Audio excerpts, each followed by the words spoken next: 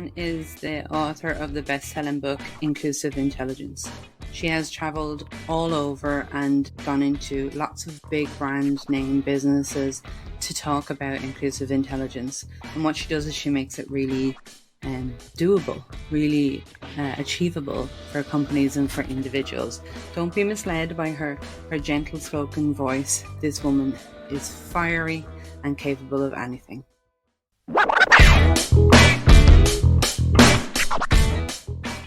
You are very welcome today, Furkan. So for those listening, I'm going to talk to Furkan Karayel, who I met, it must be 7 years ago. The two of us were at a workshop on public speaking, and it was one of those like really uncomfortable but really awesome events. Probably one of the best workshops I think I've ever done, to be fair. And we were beside each other for that, and we've become like LinkedIn besties since then. I think I follow everything that you do and everywhere that you go, and was very excited when you wrote your book. So I'm super happy to finally get a chance to have a proper conversation with you today and learn more about you before I met you at that event and you since I have met you at that event. So you're very welcome. Thank you so much, Jenny. I actually thought you were going to forget that day because we have seen each other for so many times afterwards. But yeah, that was the first time, and we were sitting each other, and we had a lovely conversation. And Yes. And I have been following your amazing work, and I absolutely admire your work, and so happy to be here today. Thank you. Sometimes I think it's those little, seemingly little interactions that you have with people that become some of the most valuable that you'll ever have. And for me, I think that was probably one of the very first interactions I had with somebody where I worked hard to pronounce their name and to understand. I remember you rolled your tongue for the R in Furkan, and I was trying to do it, and it's not something that comes very naturally to an Irish mouth. But ever since then, I remember we talked about even the importance of getting that right. And I've consciously tried so much harder to at least ask people about things like how to pronounce their name and not make assumptions, and try my level best to get it right. I won't always get it right, but I will certainly try and ask. So for me, that was even a game changer on that part. It might seem like a small thing, but to people who have their names pronounced terribly all the time. You even got my surname right. So that's a great sign. Yes, absolutely. So since we spoke last, or I think it was around that time, you were working on the Inclusive Intelligence book. And I know you've been grand touring, and I got it in both soft copy and hard copy. And it's a fantastic, fantastic book. And it's so easy to digest is the best way that I can put it.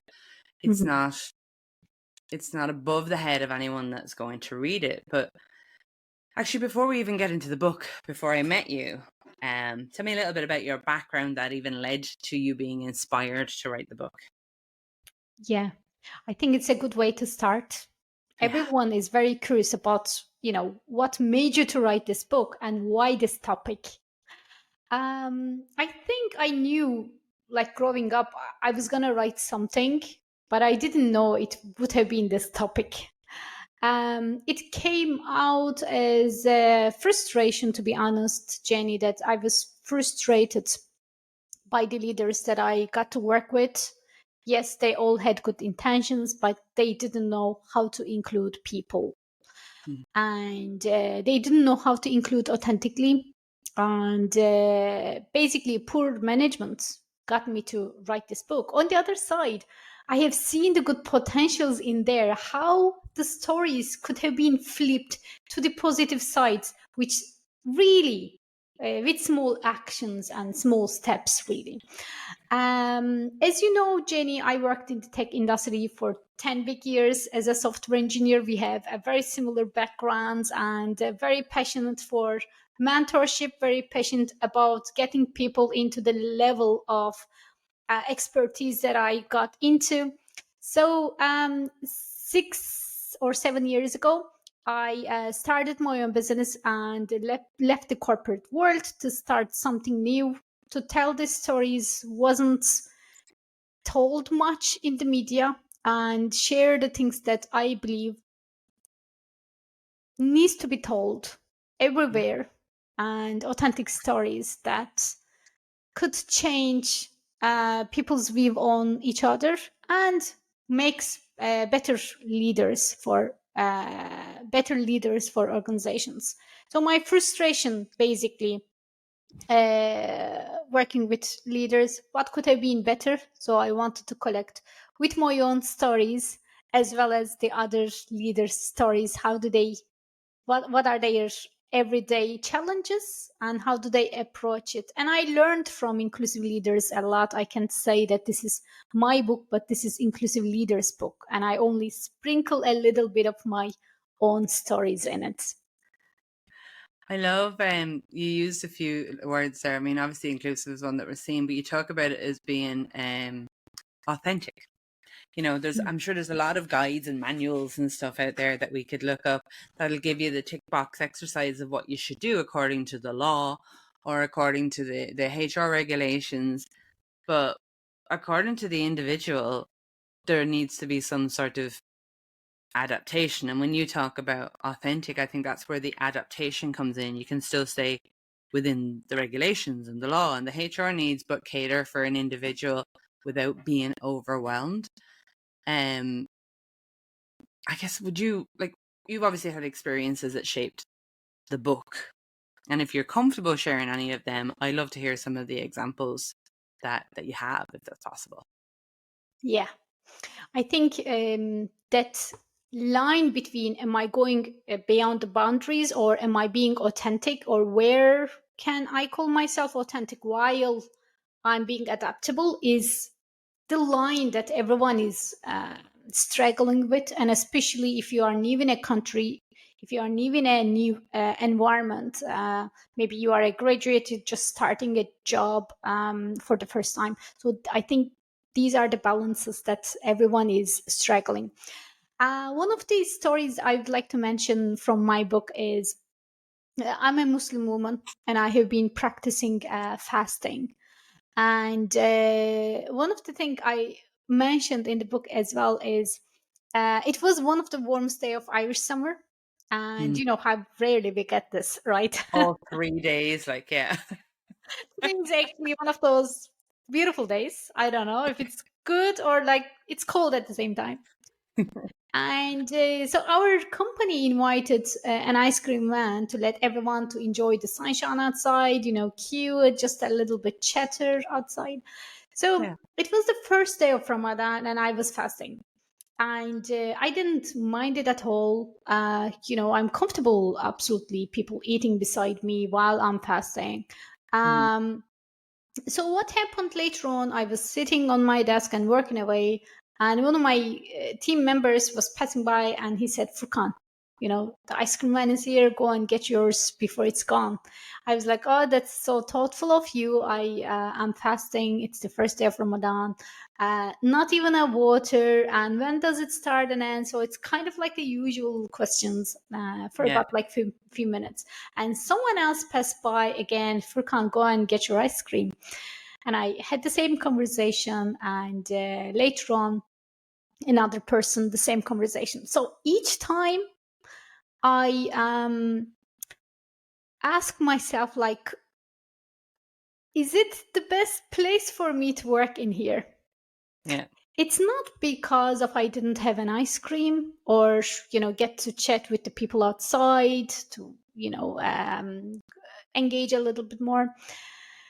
But each time I'm answering this to my colleagues, the question comes up to my mind: why the company that I worked for already for 5 years didn't even Mm. care about me and my choice? And I have no idea who others maybe more are in the same situation as I was. But I Yeah. felt the disconnection emotionally from the place that I worked. And it's not about these things happen, and the most important thing is the communication channel. Most companies still don't have that communication channel for those people who can bring up issues like this, so that next time we learn from an experience, and then we try to do it better and better each time. So what happens when there is no communication channel? um for example, I'm being asked, Furkan, you could have, educated your employers, you could have done this, you could have brought this up. And I say, come on, I'm there as an engineer. It is not my job to educate. If I want to bring it up, yeah, maybe I could. But I am an introverted person, and Mhm. I didn't find it comfortable going. And going where? We had Yeah. no team or no person who was dealing situation, or no even email that I could have written an email, or like to whole HR. No, I'm not gonna do that. Or I'm not gonna waste people's time, or I'm not gonna battle someone else's excitement about the ice cream. The Yeah. most important message here is that the communication channel that most organizations still don't have, and they miss those little opportunities that they can do better and better each time. And your employers are not your uh, people that you will be educated every day. If they want to do it, if they, if you include them in the journey, that's fabulous. But they are not there to, while someone else just don't educate their employers about their culture, why do I add on to my work on Yeah. educating about something? um, so I'm very patient about talking about, like, where does the authenticity line in this? Like, how can we include those authentic voices in an authentic way, while we don't discriminate them just because they are different? Maybe they need different things in life. Yeah. And it's not, like you said in the beginning, it's not very difficult to do these things. I know I worked in Tenable, and I know one of the things that we used to do, our HR team, our recruitment team, I'm not even sure which one of the bodies it was, built into like an automated Slack channel for leaders if there was big holidays or big celebrations or things like Ramadan, that even though I mightn't have had anybody on my team that was Muslim, the notification would come through and say, you know, yay, we're celebrating that. And 9 times out of 10, in the beginning for me anyway, it meant that I would be Googling like crazy, or finding somebody that did know so I could find out more about it. And Mm-hmm. often in the Irish office, like, we worked with so many different nationalities and so many different backgrounds and cultures within that office. There was always somebody to speak to, but it meant that even though it may not be relevant to me personally or to the people that I was managing, that often weren't even in the same physical building, it was could have been relevant to the person sitting beside me, and I didn't even know it. And little things like, we often used to do office lunches, and during times like Ramadan, when we did office lunches, that the option was given for people that were impacted by it to choose whether they wanted to be in the office that day, because you're so obviously separated from everybody else. Like, they can come and participate in it, but often would prefer not to, just because it's a little bit more comfortable for them. But then they're alone in the office, and everyone's saying, "Why aren't you coming for the lunch?" you know. And then, like you say, they're put in the position where they have to be the educator. When I would see, as a leader, it was up to me to learn these things. First off, to focus on the people that are in my team and learn what's important to them, whether it's cultural or religious or whatever the thing is that's most important to Mm-hmm. them. And then when I get the opportunity to take it further and learn about people in extended teams and supporting teams, because there's room, I found it fascinating. I always found it fascinating anyway. But yeah, just Yeah. little things can make a difference. And that automated alert, there was nobody at the other end. Like, somebody pumped it all into it in the first place. But for me, they were huge. And even the DEI channels, we would talk about it, that we're celebrating Mm-hmm. Ramadan or celebrating different, like, we talk about Christmas as well, like, Mm-hmm. and people would put their contributions in there, which provided education to those who were afraid to ask as well. Like, Yeah, that's a um, great example, Jenny. Like, well done. Like, to be honest, that's wonderful. I remember at some stage, I was working again in another company, and my manager was saying, "Furkan, we are going for a lunch. Are you coming?" And I'm like, I'm no, thank you." So next day, again and again, but I was fasting, and I didn't want to. like I was tired to have another conversation. I said like, no, thank you, enjoy. And then like few times, like 3 times in a row, I said no, and they stopped inviting me. But Yeah. they didn't know that I was fasting. So these things happen every single day. And again, if you would be opening up a little bit more at the beginning rather than that person, you wait for that person to open up on that day when it comes. Maybe it's just better to know it earlier. Yeah. Anticipate it, like, because there's also nothing like, as the ignorant person, which I've often been in in these situations and conversations, I'd rather not be embarrassed when that happens, and I'm like, oh my God, I'm so sorry. And then I'm like, what do I say? Should I say something? I don't want to be in that situation, and it's so easy to get the information that I need and share it with people around. And I think, for me personally, I think if you're going to go into leadership, there's a big difference between management and leadership. And I'll die on that hill if anyone tries to argue with me. Like, management to me is like playing chess. You can move all the pieces around and make sure you've got what you need, where you need it, when, and it doesn't matter how those pieces represent. Or you can lead, which is really with them at the forefront. So in order to put your people at the forefront, you need to understand what makes your people tick. And that isn't always the 9 to 5 work that they're doing. It's often things outside of that it's not up to me to place judgment on any of it, but to take the time to understand that it's important to that individual. And I don't understand why we don't do more to differentiate between management and leadership, and to enable the leadership skills more. It seems so obvious to me. Like, if I told everybody my favorite color was yellow, and they had the opportunity to give me something that was yellow, or even change my, I don't know, screensavers to yellow, they'd be happy to do it because they know that it would make me happy.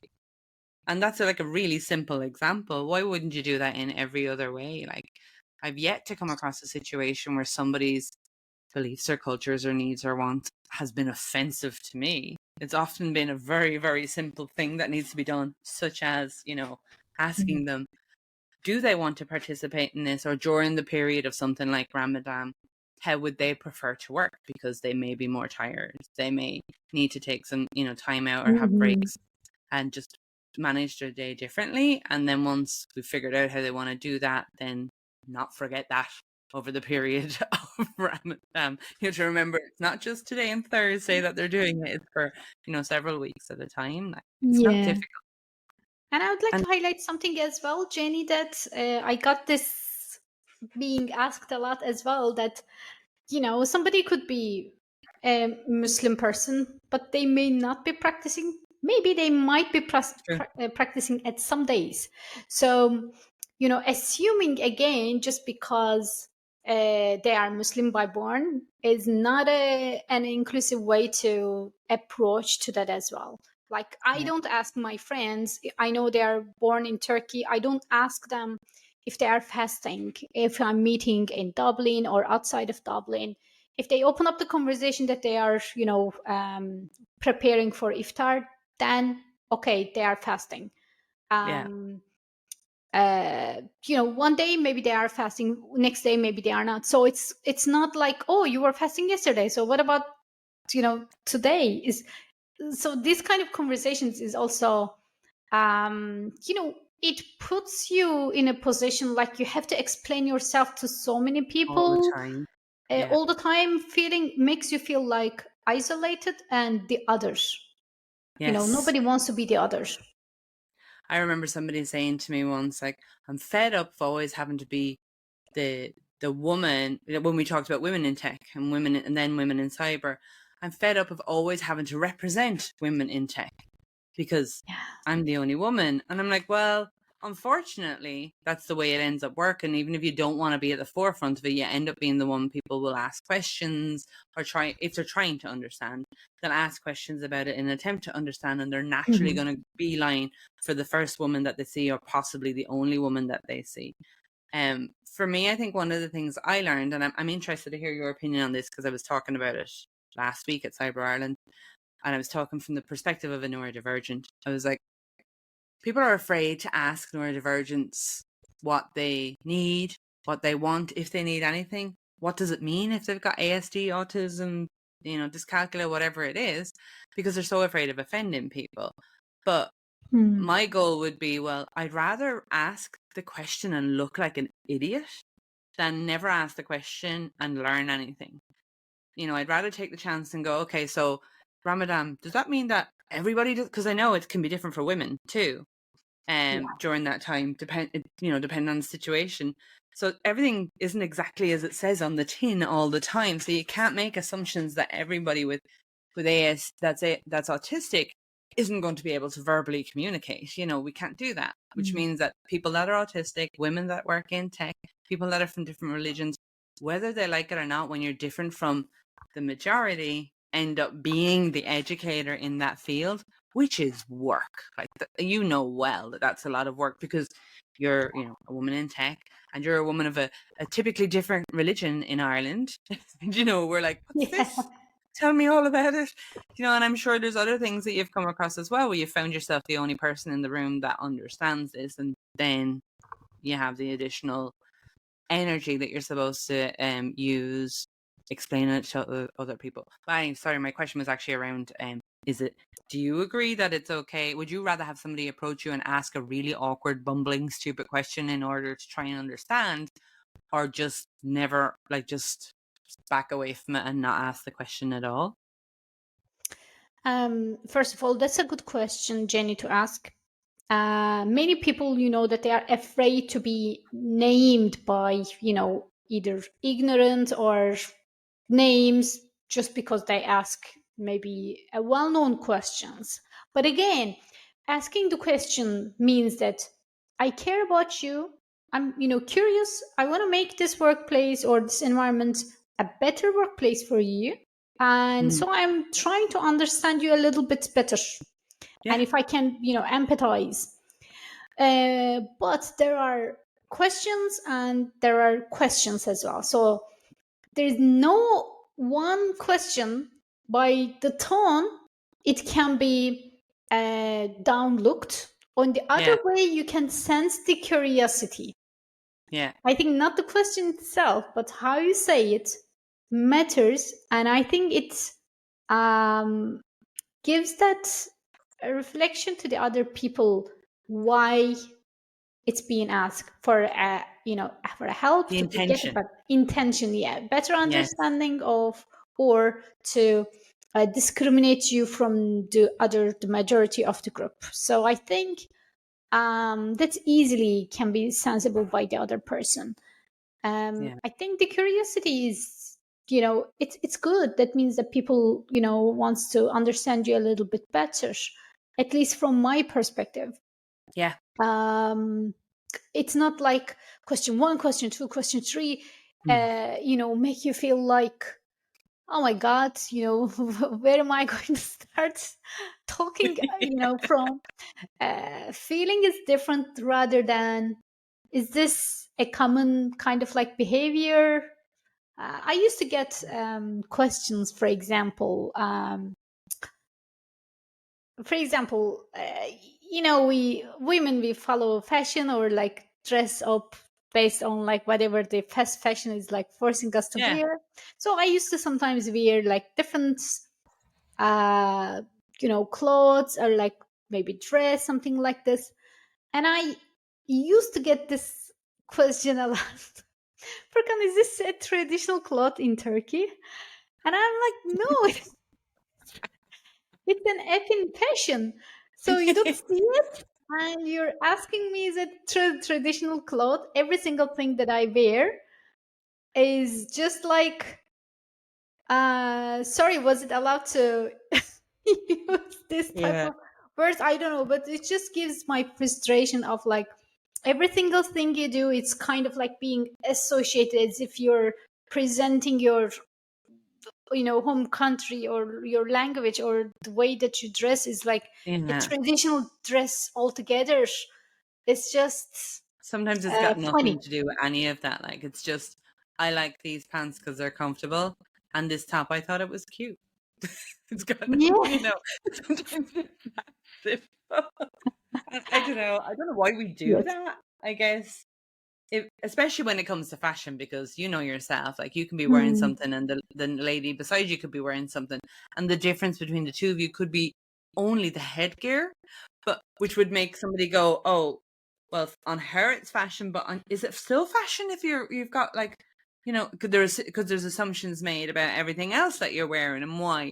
And I yeah, agree with the whole like the curiosity. Like I had said on Thursday, I was saying to people, if you're going to ask people questions and you don't know what to ask, lead with, I really want to learn more. I have no idea how to ask this. So please help me figure out how I should ask it better if I was, if I do a really bad job of it, basically. So you're telling people that your intentions are good. You want to know the information. yeah. And, if they could help you figure out how to do it better next time so that you can, do a better job when you want to learn something new. Even And if I they had don't lunch. say it, to be honest, the body language shows it all. If it's a Yeah. good Yeah, intention or bad absolutely. intention. So Absolutely. even like I remember I got some not really nice questions, but I can see from the eyes it comes from the curiosity, not from Yes. offending somebody. And I say, you know what, by the way, don't ask this to anyone else. It didn't offend me, but it may offend another Yes. person. You know, Yeah, um, I think the bad exactly. language and the tone gives it all. And sorry about all my colleagues who asked about my dress if it was traditional, if they are listening to me. But it happens, like it does. And it's same, like I've been in other countries and often asked things about, is that typical Irish behavior? Or, it's the same with people assuming that all Irish people love to drink Guinness and whiskey and we do that all day and all night. Like, I'm like, some of us Hmm. don't. Do imagine that? But it's not as bad as it used to be. But there's definitely a preconceptions about people that need to be demystified as such. But I've been on the receiving Mhm. end of somebody, openly calling me things like a paddy was joking about how much you drink. And I know that that's not coming from a good place versus somebody going, oh, I thought all you drank was Guinness. Ha ha ha. I'm only messing. I didn't mean it. Tell me more about whatever it is that you do. You can tell, like you say, Mm. you're right with the body language is the only universal language really where we can tell if somebody has ill intent or not. And I think even as women, we're that little bit more hypersensitive to it because we've been reading body language since the beginning of time, really. So Yeah. you used to be a software engineer, and now you're this global diversity and inclusion leader, which doesn't have a logical step between the two of them. So how did that happen? Like, I know you had these interactions, but how did you actually make the step towards doing that? Was it because of those experiences, or how did it work? Hmm. I did it unlogically, to be honest. I love it. So I said I had enough of logic in my life, so I do something a little bit off the logic. Apart apart from the joke, I always dream of working in tech or building my own tech products for the future growing up. And so I'm so happy to be working in my own, day-to-day job as a software engineer. But lately, afterwards, the frustration that the leaders could have been better, and the lack of representation of women in tech Mm. and women in leadership in tech, women of color in leadership in tech. And by the time that I Googled it, can you guess what was the rate for women in color in leadership in tech? Because I don't think I've ever had a leader in tech that's a woman of color, so I'd say it was in single digits anyway, was it? Good If guess. even. Is Good it guess. like 2%? I'd be surprised if it was more. Yeah, it was less than No 1%. way. And I said, wow, Houston, we have a problem here because I always dreamed of, working in those large companies that I can, go more and more in my career's steps. Then I said, like, there's a systematic problem here. And so, because I see every single day so talented women from all different expertise, backgrounds, and I question really, it's not about the problem for one organization or a country or an environment. or maybe one industry, but it is a global issue. We don't see them, and why. So it led me to burnout, and I said, okay, for a while I'm not gonna search for a job, and I was made redundant anyway, so they made the decision for me. So I think it was a good decision anyway. So I said, I'm not going to apply for jobs. I'm just going to take my time to find a way to bring shine a light on those stories haven't been told enough or haven't been heard in the media. We keep talking about the same stories, or like, shock, that's so good, this company is sponsoring for diversity award, or another company is like proud of their board 50-50. But then, like, okay, what's next? Like, if Yeah. those 50-50 is not inclusive, so what does it actually mean? Is it like Yeah. enough, good enough? So what? So I got frustrated, and during that time I found it diverse, and I didn't know what I was doing, but I wanted to bring those people who can anonymously share stories, and while their stories are powerful and had to be learned, and there is always a lesson in those stories and journeys of those people. And Jenny, people come to work in different countries, or they have different needs.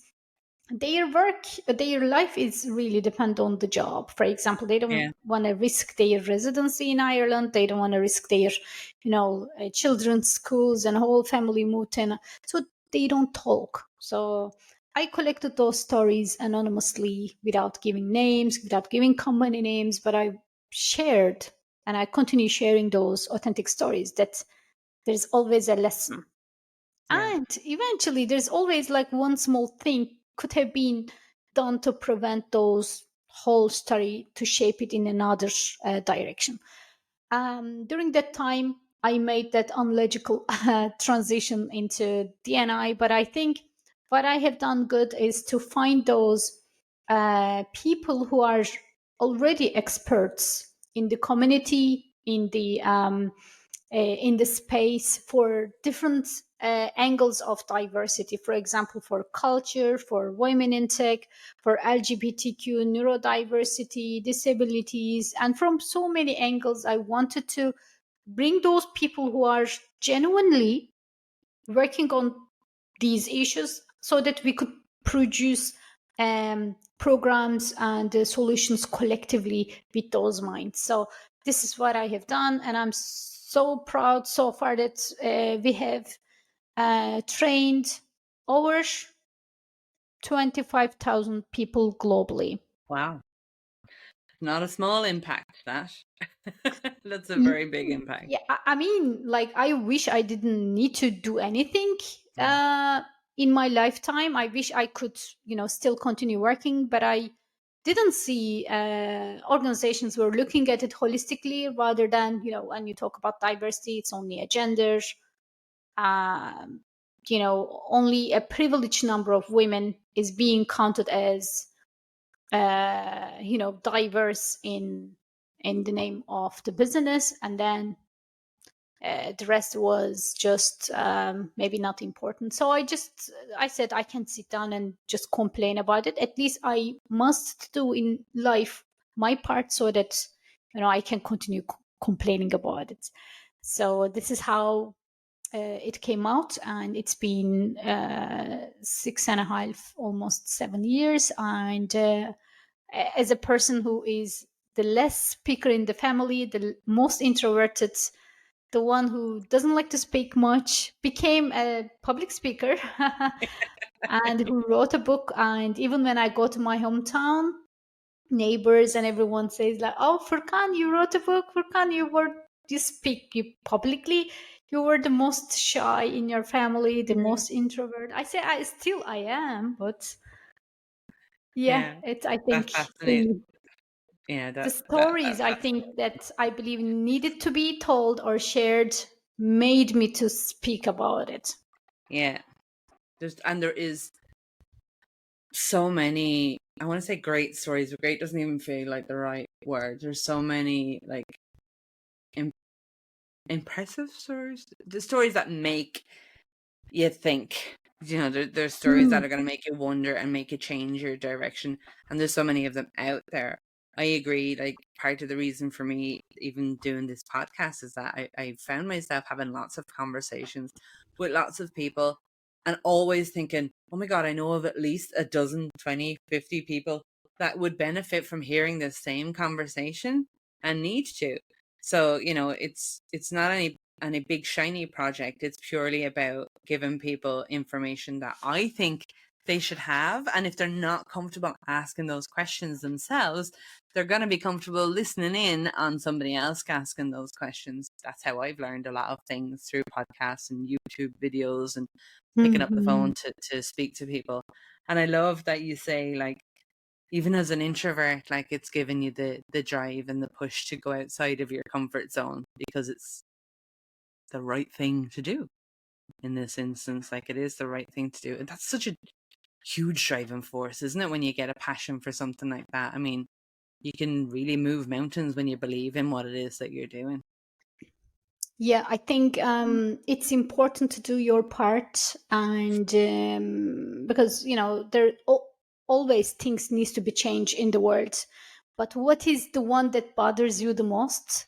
Your Mm, inside of you is just like, there's so many other inequalities happening in the world as well. So why didn't I stand up for that? But I yeah, stood up for inclusive leadership.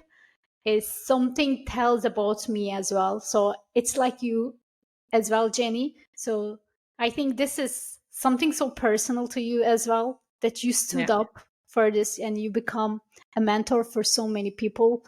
And you are really working so much in the space for women in tech, women in cybersecurity, and also being recognized in so many different levels. And this is the top of the iceberg, yeah. maybe the 10%, but whatever they don't see, it's actually 90%. I'm sure Mm, people don't see it, the behind the work. that's Yeah, for behind the sure. Like, scene work. I remember somebody asking me once, was on a panel talk with three other ladies, and it was a woman that was moderating it as well. And she says, like, do you how do you feel when people ask you to be on a panel and you're only being asked to be on the panel because you're a woman? And the other ladies that were on the panel had said, well, I don't participate in those panels, or I call them out on it, or I ask for change, and things like that. And then it came to me and I was like, I'll still sit on the panel, because for Hmm. me, if I don't sit on the panel and they put a guy on the panel, then the women in the audience don't see that a woman is on the panel. I don't really care the reason for me being there. I care that I'm Hmm. there and that I can be seen to be there, so that Yeah. other women are thinking, okay, there's space there for me. I'm going to go and get it. And I think by not participating in it, I'm Hmm. only saying that you're right to hold all of those spaces, and that I'm not saying that I don't deserve to be there, but I'm saying that I'm giving you the power to decide who should be there or not, instead of it being a given that women should be on those panels. And I remember thinking, am I wrong? I was kind of going, am I the only one? But all the other women, I realized, like, when we were talking about it, then we started to debate about it, and they can see the logic, and to me it makes sense. I've sat in many a room where there has been Hmm. speakers all day long and not one woman, or the woman is the one who's taking the coffee orders, or handing people the leaflets as they come into the room, which, if she's happy to do that, kudos to her, let her do it. Hmm. But I've often sat in spaces where there is women or people from diverse groups that wish they had the opportunity, or they're angry because there's only one type of person at events. So yeah, I'm Hmm. like, take the seat. Sometimes I've taken seats where I'm like, not even entirely sure about what I'm talking about, but I want somebody to see that there's a woman in the seat. Like, it has to be done. The next one will be better, but we need to make sure that those seats are being taken. Um, Wow, Jenny, that is quite a story. And it reminds me of something, an honest thing. I never told this anywhere else. So can I share the yeah, honest? yeah, go for it. So I remember I was being asked to speak at a panel by was it a panel? Yes, it was a panel. So, but I quite kind of feel What does it mean? I don't know. So I felt really that they are inviting me because I have a different background. Okay, I Yeah. truly felt it, and I asked myself the question, Furkan, you know the story, and that this is not your purpose, and you care for authenticity, but this happened like once, and I said, Furkan, will you be still there or not? Then Mm. I said, they are using me, they are using you. Then I said, I'm going to use them as well. So they had Exactly. a large number of audience. Then I said, yes, I'm going to use them too. Yeah. So knowing that, I chose like consciously to be there, because whatever the purpose they had, I had the same purpose for them. Yeah. um uh, but you know what, I in that even the organization that I didn't quite felt resonating, I met wonderful people who was attending to that conference, and like I'm still so good friends with them. So I Yeah. said I wouldn't be meeting with those people, or maybe God knows where would I be meeting them later on. I'm super delighted that I went there, and I kind of come out of my boundaries. Yeah, it's a decision, and I'm like in your page as well, that I think we all have kind of like benefits from Yeah. each other. I mean, you're right. They're looking at you as like an asset or a commodity that they need to provide in order to up their brand or their persona to the people that they're speaking to. So why shouldn't you do the same in Yeah. return? And that's exactly it. The sooner we start turning the tables on the ones that are intentionally behaving that way, we have to do Hmm. this tick box exercise, we must have 50-50. Is when people ask me to be on panels or speak when it's legit because they want to hear what has to be said, it's a different vibe altogether. But it still does happen, and I've spoken to many a woman about it, and I keep saying, take the seat, because who's going to take Hmm. it instead of you? And Yeah. it's not going to be another woman. In most cases, it's not going to be another woman. So take the seat. As somebody said once when they were talking, it was a speaker I was listening to that was talking about women in general, and she said, take up the space, take up all the space. When they talk about people sitting on subways where the guys will sit with their knees out and you're squashed in this tiny space. I think it came from that where she began, but she said, in every way possible that you get the opportunity, even if you're not comfortable doing it, take up the space. Take up the space in the seat. Sit at the top of the table when you're having a team meeting. When there's a meeting online, make sure that you don't say things for the sake of saying them, but bring your words to the table. Make sure, even if you just say hello to everybody so that they know that you're there, take up the space and take up the air and take up the room, because other people have no problem doing that in your place. Yeah. So I do it. I always have to go, okay, this is not for me, because weirdly enough, I too don't actually like getting out. I hate networking. Like, I was nearly sick going to that event that you and I met at years ago. It's like, I do not want to do this, but it's the right thing to do. It's good for my career. But I go because we should take up the space, and because otherwise it'll be taken up by other people who will continue to take up the rest of the space, and we're left back here because Mm. we just don't feel comfortable or polite, or so what, I'm gonna take it anyway. Yes. And I love that. Since she said it, I'm like, it feels more empowering when it's phrased like that, rather than trying to somehow sneak into a position that you don't belong in. Go in there and act like you own it. I mean, afterwards I can hide in my room and go, oh my God, what did I do? But as long as I can walk in there and look like I own it on the spot, then somebody else is watching it and listening to it and understanding what it's like to look like you own it. So I'm a big Yeah. believer of that. Yeah. I do it with my kids at home as well. I'm like, don't let anyone think you don't deserve to be there. Go in and act like you deserve to be there. We'll talk afterwards and hide somewhere if you don't, if you feel differently afterwards. Don't do it in the Absolutely. spotlight. Amy Cuddy is a big advocate for this. Yeah. The TEDx talk of Amy Cuddy is the most watched one. The power pose. She talks, Yes. Oh, I you love that. expand, and Yeah, I because you love trick your that. mind by doing it physically, and then your mind is going to believe it more because you took up the space.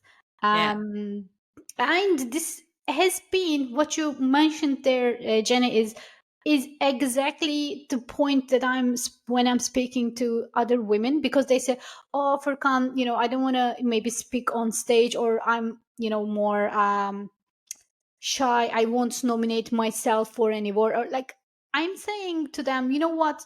If you see somebody on the screen or on a stage that they don't deserve to be there, do you want them to be there? But you deserve it, right? Then you should be Yeah. there. So you have no control to take the other person you think that they deserve it to put it onto stage, but you have your own feet, so you can walk Yeah. and be there.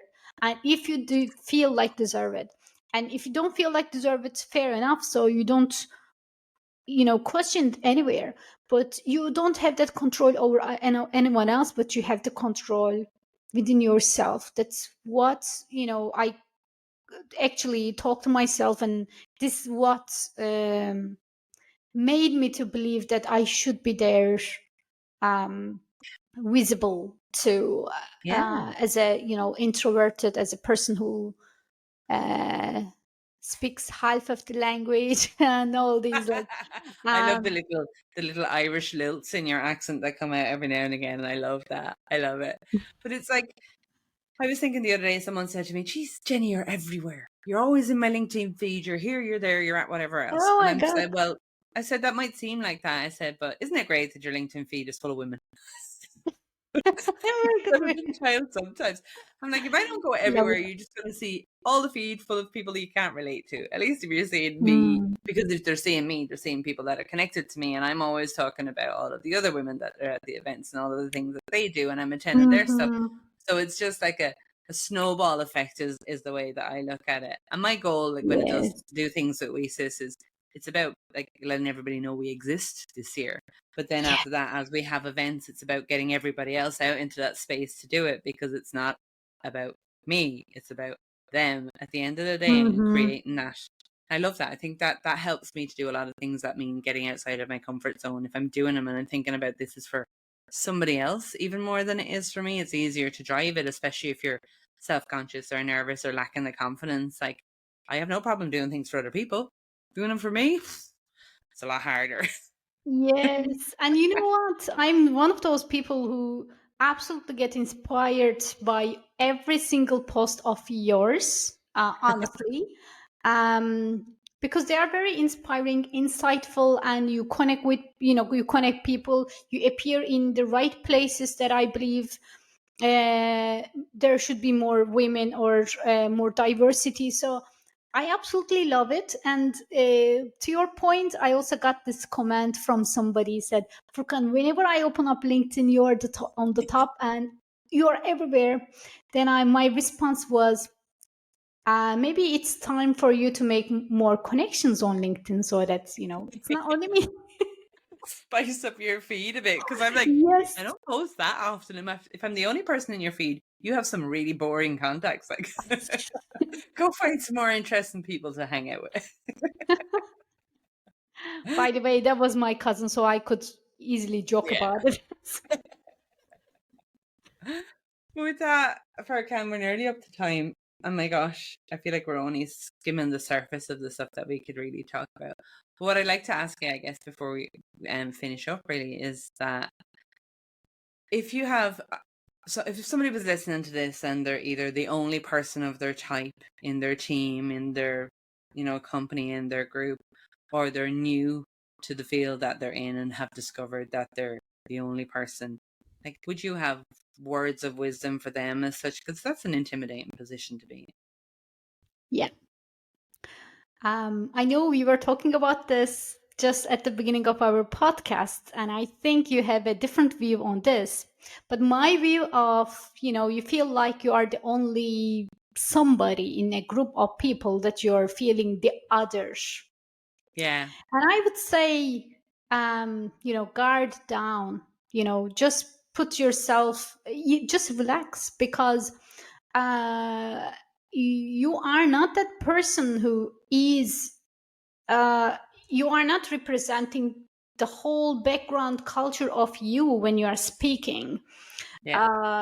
And you are not there to educate people. Yes, you're free to communicate, engage as much, enjoy, but you're not in most of the time there to educate people.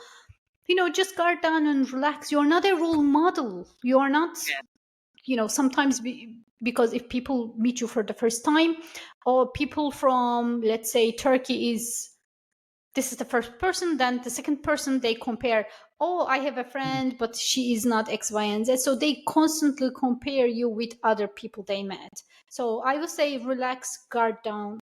But the people who have in their teams feels like alone, or the other, I have maybe kind of like a recommendations a little, is that don't assume, but ask.